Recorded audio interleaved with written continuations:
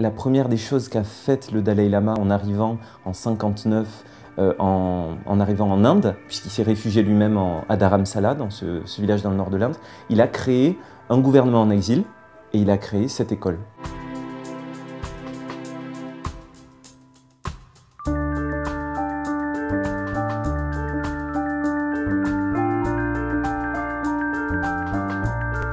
C'est un endroit qui s'étend sur des dizaines d'hectares. Il y a 2000 enfants de 1 à 18 ans.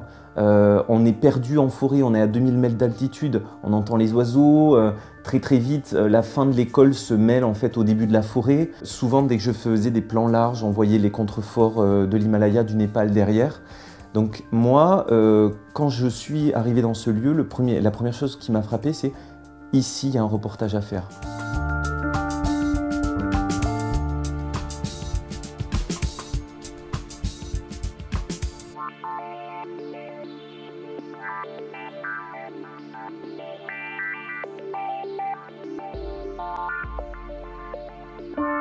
On voit des enfants tibétains pendant tout le sujet, on voit leurs profs, on voit ce qu'ils appellent leurs mamans, leurs amalas, qui sont des femmes qui leur servent de maman. Ces enfants ont été envoyés par leurs parents depuis le Tibet de manière illégale sur une traversée qui va durer de 1 à 2 mois dans les montagnes à travers l'Himalaya. Ils sont envoyés donc par leurs parents pour avoir une vie meilleure, pour avoir la chance d'avoir une éducation et surtout pour préserver la culture tibétaine. Ils n'échangent pas de courrier et quasiment aucun coup de fil avec leurs parents parce qu'on leur explique que les coups de fil sont surveillés par le régime chinois.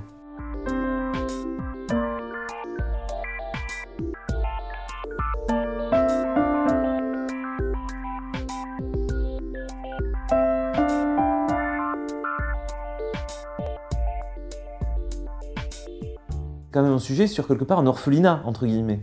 En tout cas, un village qui recueille des enfants qui ne verront plus leurs parents. Donc je me disais, c'est un sujet qui va être plein de sentiments complexes, lourds, difficiles à porter. Mais en fait, pas du tout. Les enfants sont hyper heureux, ils se sont recréés une famille.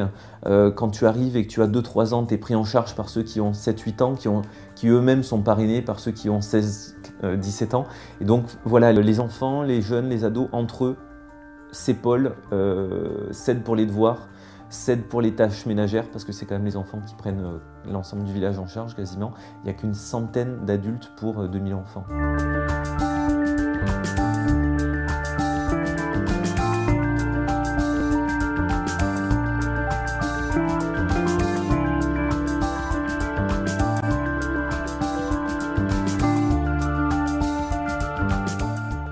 J'ai fait 6 sujets là-bas.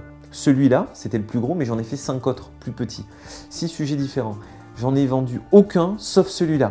Mais le photojournalisme, c'est ça. C'est croire en des choses, accepter que certaines ne voient pas le jour, lancer plusieurs hameçons, et voilà.